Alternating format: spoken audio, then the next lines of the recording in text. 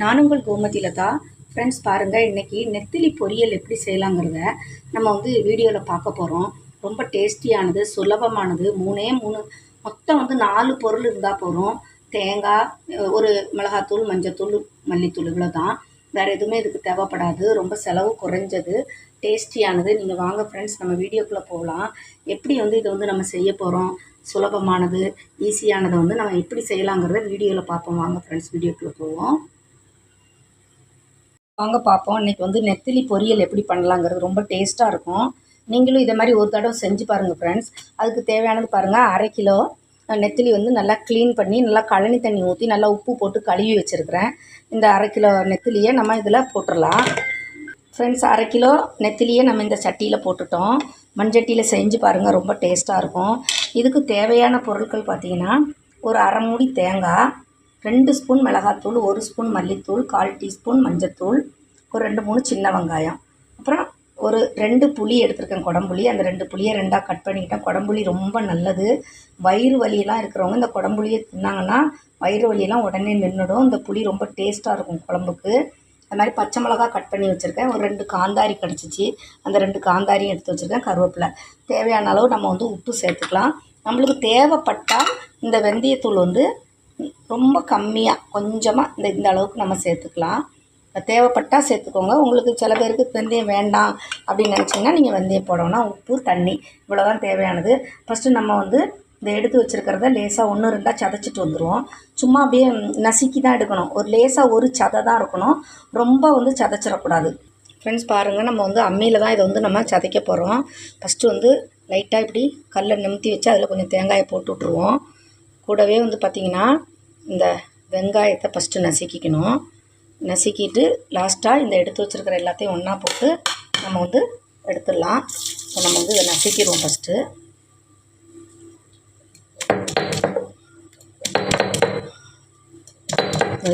இந்த வெங்காயம் இவ்வளோ தான் இதுக்கு வெங்காயம். வேறு வெங்காயமோ இல்லை தக்காளியோ அந்த மாதிரி எதுவுமே கிடையாது. ரொம்ப ருசியாக இருக்கும்.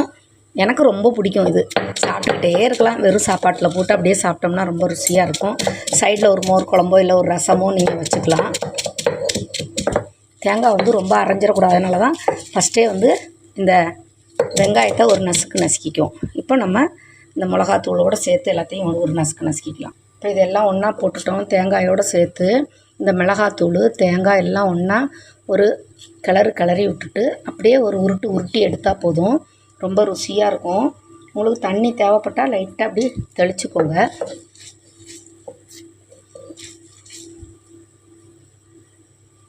அம்மி கொஞ்சம் சின்ன அம்மி தான் என் வீட்டில் இருக்கிறது. ஆனாலும் இதில் செய்யும்போது அது ஒரு ருசி தான். நம்ம மிக்சியில் செய்கிறதுக்கும் இதில் செய்கிறதுக்கும் நிறைய வித்தியாசம் இருக்குது. இது எல்லாமே ஒன்றாயிடுச்சு பாருங்கள். அவ்வளோதான். இதை இப்போ நம்ம எடுத்து அதில் கொண்டு போட்டுடலாம். எல்லாத்தையும் இப்போ நம்ம இந்த தட்டில் அள்ளி எடுத்துட்டோம். இப்போ நம்ம இந்த மீனோடு சேர்த்து கலந்துடலாம். அம்மியை கழுவி எடுத்துருவோம்.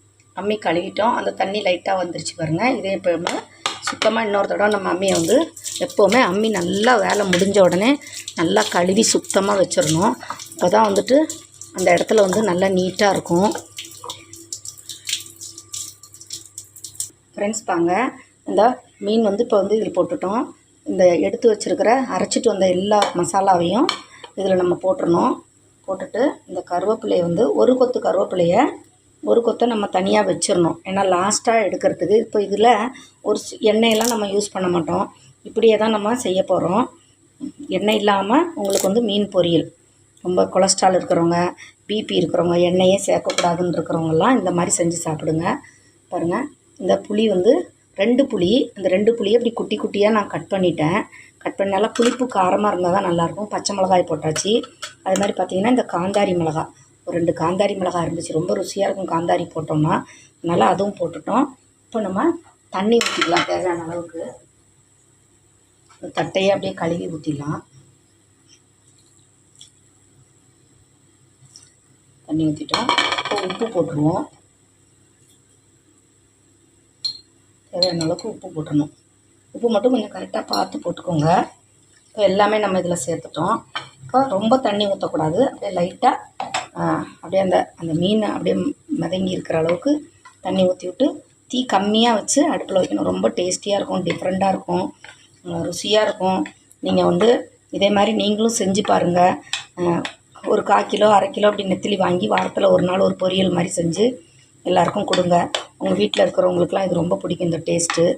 நம்ம வெறும் குழம்பே எப்போதும் ரொம்ப புளியே சேர்த்து குழம்புலாம் வைக்காமல் இந்த புளியும் நம்ம வாங்கி வச்சுக்கோங்க. நாட்டு மருந்து கடையில் இந்த புளி கிடைக்குது.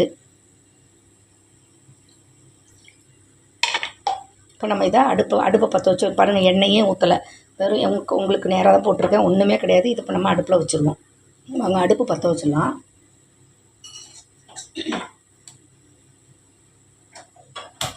அடுப்பு பற்ற வச்சுட்டோம்.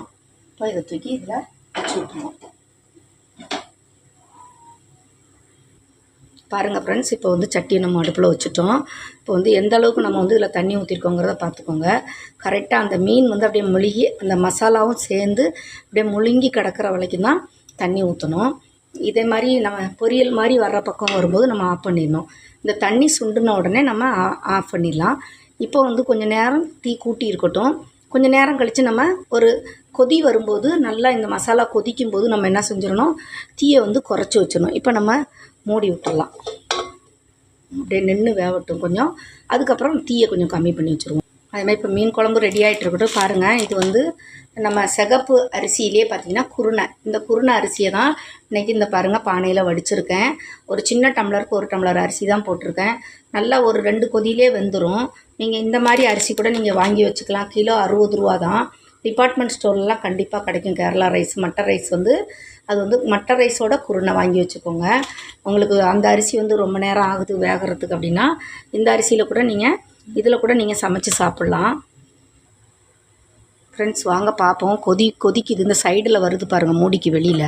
இப்போ நம்ம வந்து அந்த மூடியில் உள்ளதை அப்படியே அது உள்ளேயே ஊற்றி விட்டுறலாம்.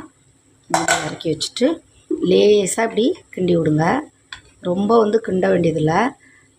கிண்டினோம்னா உடஞ்சி போயிடும். அதனால் இப்படி லைட்டாக இப்படி கரண்டியால் 4 சைடும் இப்படி பண்ணி விடுங்க. இல்லைன்னா அந்த சென்டரில் இப்படி பண்ணுங்க போதும். இப்போ நம்ம தீ கம்மி பண்ணி வச்சிடலாம். தீ கம்மியாக வச்சோம்னா அது வந்து நின்று வேகும். ஒரு 10 நிமிஷம் அது வேகணும். அப்போ தான் அது டேஸ்ட்டு கொடுக்கும் நம்மளுக்கு. அந்த குழம்போட டேஸ்ட்டு நல்லாயிருக்கும். இது வந்து குழம்பு மாதிரி கிடையாது, பொரியல் மாதிரியே தான் இருக்கும். அப்படியே நம்ம சாப்பாட்டில் போட்டு சாப்பிட்லாம். ரொம்ப ருசியாக இருக்கும். ஒரு டிஃப்ரெண்ட்டான டேஸ்ட் இருக்கும். ரெண்டாவது பார்த்திங்கன்னா இந்த மாதிரி மீனெல்லாம் நம்மளுக்கு கிடைக்கும்போது நம்ம என்ன செஞ்சிடணும், இந்த மீனை நம்ம இந்த குருணை அரிசியில் செஞ்ச சாப்பாடு எப்படி இருக்குன்னு பாருங்கள். ரொம்ப நல்லாயிருக்கும். இந்த மாதிரி நீங்கள் செஞ்சது 1 டம்ளர் அரிசி போட்டேன். எனக்கு 1 டம்ளர் அரிசி ஒரு நாளைக்கு போதும் ஃப்ரெண்ட்ஸ். அதனால் நான் சின்ன டம்ளருக்கு தான் 1 டம்ளர் போட்டிருக்கேன். நீங்கள் இந்த மாதிரி வாங்கி நீங்களும் யூஸ் பண்ணுங்க. வாங்க பார்ப்போம். மீன் வந்து ஓரளவு வெந்திருக்கும். தண்ணி சுண்டி வச்சு பாருங்கள். இப்போது இந்த மாதிரி சுச்சுவேஷனில் நம்ம என்ன செய்யணும், இந்த டைத்தில் இப்படி 2 சைடுலேயும் நம்ம வந்து கையால் அந்த துணியை பிடிச்சிட்டு லைட்டாக இப்படி இந்த சட்டியை வந்து இப்படி குலுக்கி விடுங்க. அடி பிடிக்காமல் இருக்கிறதுக்கு தான் அப்படி குலுக்கி விடணும். இன்னொரு 5 நிமிஷம் இருந்தால் சுண்டிடும். அதுக்கப்புறம் நம்ம அடுப்பை ஆஃப் பண்ணிடலாம். மூடி வச்சுருவோம். பாருங்கள், இப்போ வந்து தண்ணி நல்லா சுண்டிடுச்சு.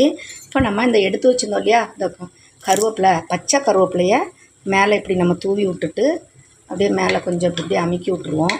இப்போ லேசாக தேங்காய் எண்ணெய் வந்து விட்டுக்கலாம். பாருங்கள், கொஞ்சோண்டு தேங்காய் எண்ணெய் தான். 1 ஸ்பூன் தேங்காய் எண்ணெயை நம்ம இதில் விட்டுட்டு அப்படியே மூடி விட்டுருவோம். ஒரு 2 நிமிஷம் இது அப்படியே ஒரு 2 நிமிஷம் சூடாகணும். 2 நிமிஷம் கூட வேணாம், ஒரு 1 நிமிஷம் சூடானா போதும். நம்ம வந்து அடுப்பை வந்து அப்புறம் நம்ம ஆஃப் பண்ணிடலாம். உங்களுக்கு இந்த மாதிரி நீங்கள் செஞ்சு பாருங்கள் ஃப்ரெண்ட்ஸ். ரொம்ப ஈஸியானது, சுலபமானது, செலவு ரொம்ப குறைஞ்சது.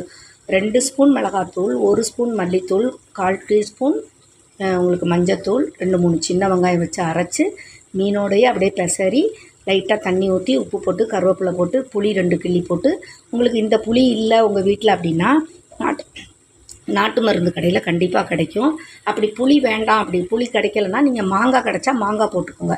மாங்காய் கொஞ்சம் நிறைய போடணும். ஒரு பெரிய மாங்காய், நல்லா புளிப்பான மாங்காய் போட்டு அதோடு சேர்த்து இந்த மாதிரி செஞ்சிங்கன்னா ரொம்ப டேஸ்ட்டாக இருக்கும் ஃப்ரெண்ட்ஸ். நீங்களும் இதே மாதிரி செஞ்சு பாருங்கள். இந்த வீடியோ உங்களுக்கு பிடிச்சிருந்துச்சுன்னா லைக் பண்ணுங்கள், ஷேர் பண்ணுங்கள், சப்ஸ்கிரைப் பண்ணுங்கள். மீண்டும் இன்னொரு வீடியோவில் கூட சந்திக்கிறேன். நன்றி, வணக்கம்.